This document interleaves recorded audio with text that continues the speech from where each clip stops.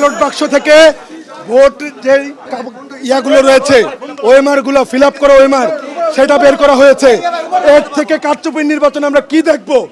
একমাত্র এই বিশ্ববিদ্যালয় প্রশাসন, এই যে প্রশাসনের নির্বাচন, এই বিশ্ববিদ্যালয় প্রশাসনের থেকে আমরা কি আশা করতে পারি? যে এই বিশ্ববিদ্যালয়ের শিক্ষকরা তাদের সকল সন্তানকে সমতুল্য মনে করতে পারে না। তারা একপাক্ষিকভাবে একটি গ্রুপকে এই নির্বাচনে জিতে আনার জন্য কাজ করছে।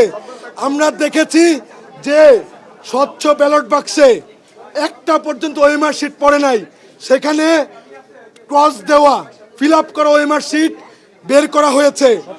স্বচ্ছ অস্বচ্ছ ছিল এগুলো।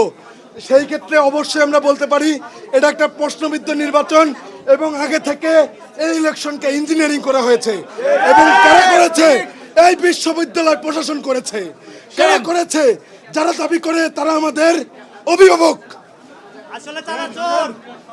আসলে তারা চুরি করেছে, ইঞ্জিনিয়ারিং করছে একমাত্র একটি গ্রুপকে জিতানোর জন্য। এবং কোন গ্রুপ সেটা আপনারা জানেন।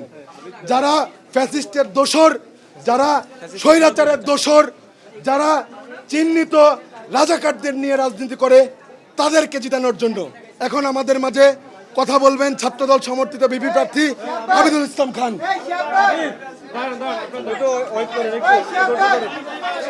ভাই আপনারা উঠেন না, এখানে আসবেন, এখানেই আসবে। আপনারা একটু পিছনে যান, এখানেই আসবেন।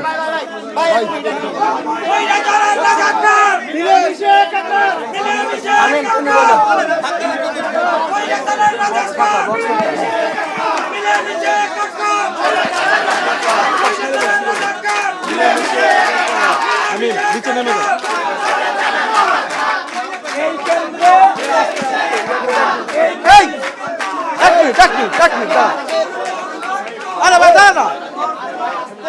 এই কেন্দ্রে যেই বক্সকে খালি বলা হয়েছিল, যখন কাউন্ট করতে গিয়েছে সেই খালি বক্স থেকে ব্যালট বের করা হয়েছে।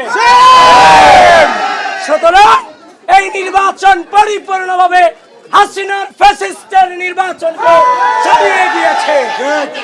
এই নির্বাচন পরিপূর্ণভাবে কারচুপির নির্বাচনে রূপান্তরিত হচ্ছে।